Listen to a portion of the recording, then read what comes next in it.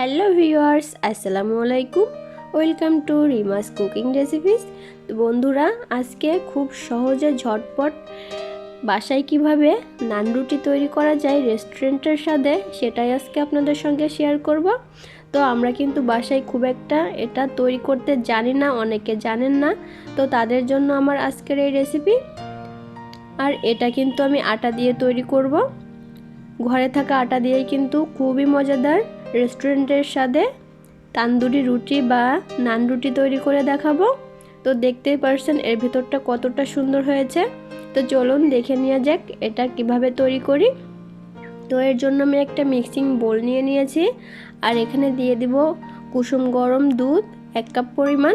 আর দুধটা কিন্তু আগে থেকেই জাল করে নিতে হবে। আর কুসুম গরম দুধের ভিতরে দিয়ে দিতে হবে ইস্ট। এতে করে কিন্তু ইস্টটা তাড়াতাড়ি অ্যাক্টিভ হতে সাহায্য করে। তো এখানে দিয়ে দিব স্বাদ মতো লবণ, আর দিয়ে দিব 2 টেবিল চামচ পরিমাণ চিনি। আর মিষ্টিটা যার যার স্বাদ অনুযায়ী দিয়ে নেবেন। অনেকে মিষ্টি খেতে পছন্দ করেন না, তারা কিন্তু মিষ্টির পরিমাণটা কমিয়ে দিতে পারেন। আর যারা একটু মিষ্টি খেতে পছন্দ করেন তারা কিন্তু আরেকটু বাড়িয়েও দিতে পারেন। তো চিনি আর লবণটা খুব সুন্দর মতো আমি দুধের সঙ্গে মিশিয়ে নেব। তো এ পর্যায়ে দিয়ে দিব আমি আটা। আপনারা চাইলে এখানে আটার পরিবর্তে ময়দা দিয়েও করতে পারেন, তবে ময়দা কিন্তু আমাদের খাওয়া শরীরের পক্ষে খুব একটা ভালো না, এজন্য আটা দিয়ে তৈরি করেছি। আর আটা দিয়েও কিন্তু তান্দুরি বা নান রুটিটা খুবই সুন্দর হয়, সফট হয়। তো আমি এখানে কিন্তু আটাটা দিয়ে খুব সুন্দর করে হাত দিয়ে মথে নিয়েছি কিছুক্ষণ। এ পর্যায়ে দিয়ে দিব আমি 1 টেবিল চামচ পরিমাণ সয়াবিন তেল। তেলটা দিয়ে কিন্তু আমি আবারও 5 থেকে 10 মিনিটের মতো খুব সুন্দর করে মথে নিব।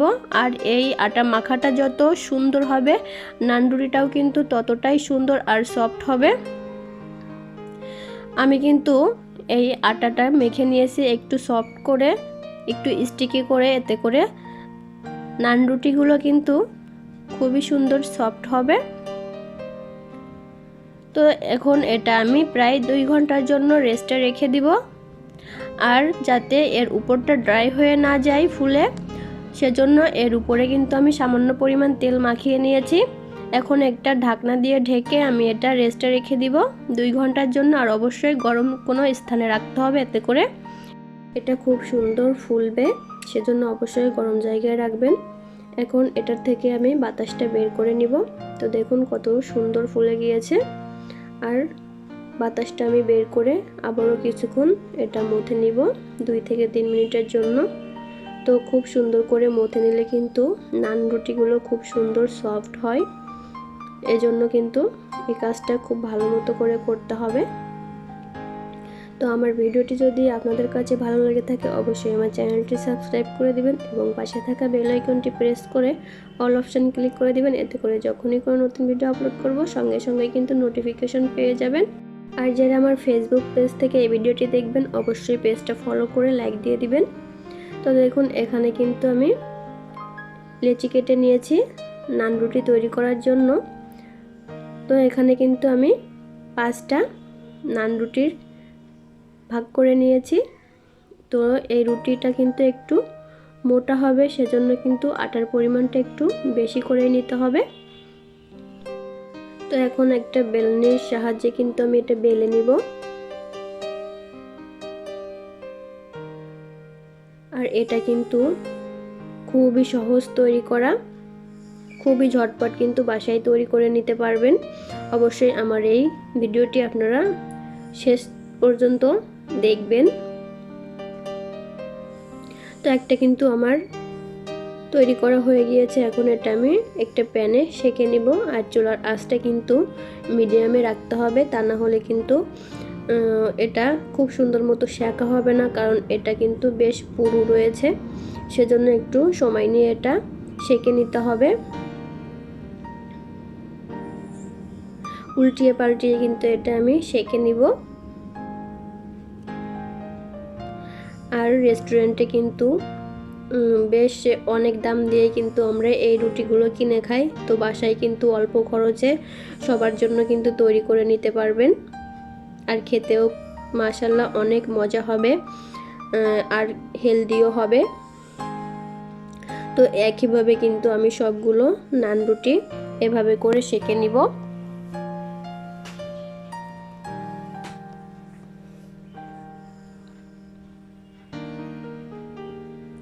যারা একদম নতুন এ বিষয়ে কোনো ধারণাই নেই তারা কিন্তু আমার এই রেসিপিটি ফলো করে বাসায় তৈরি করে সবাইকে খাওয়াতে পারবেন এবং অতিথিও আপ্যায়ন করতে পারবেন খুব সহজে।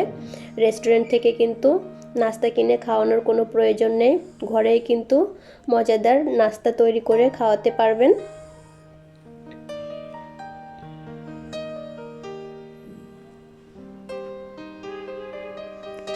তো এভাবে কিন্তু আমি সবগুলো নান তৈরি করে নিয়েছি। এখন এটা আমি পরিবেশন করে দিব।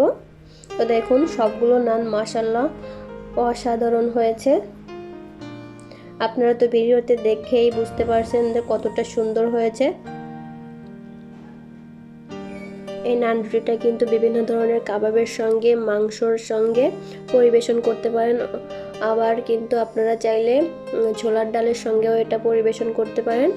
সকালে কিংবা বিকেলের নাস্তায় এই রেসিপিটি বেশ ভালোই লাগে খেতে। আমরা অনেক সময় বাসায় মেহমান আসলে কিন্তু বাইরে থেকে এই ধরনের নাস্তা কিনে এনে খেয়ে থাকি। তো বাসায় যদি এরকম আপনি নাস্তা তৈরি করে দেন, এতে করে আপনার সাশ্রয়ও হবে আর অল্প খরচেও কিন্তু মজাদার স্বাস্থ্যকর এই রেসিপিটি তৈরি করতে পারবেন। আর এটা কিন্তু খুবই সুন্দর সফট নরম হয়েছে আর ভেতরটা কিন্তু অনেক সুন্দর ফ্লাফি হয়েছে। তো আমি কিন্তু একটা আপনাদের সঙ্গে ছিঁড়ে দেখিয়ে দিব যে এর ভেতরটা কতটা সুন্দর হয়েছে। তো দেখুন আমি কিন্তু একটা ছিঁড়ে দেখিয়ে দিচ্ছি, আলতো করে এভাবে কিন্তু ছিঁড়ে গিয়েছে আর দেখুন ভেতরটা কত সুন্দর সফট হয়েছে। তো অবশ্যই আমার এই রেসিপিটি ফলো করে একবার হলেও বাসায় ট্রাই করবেন আর কমেন্টস করে জানিয়ে দিবেন কেমন হয়েছে। আর বন্ধুরা একটা লাইক দিতে কিন্তু ভুলবেন না, কারণ আপনাদের একটা লাইক আর কমেন্টস আমাকে অনেক বেশি উৎসাহিত করে। আমার ভিডিওটি দেখার জন্য সবাইকে অসংখ্য ধন্যবাদ। আল্লাহ হাফেজ।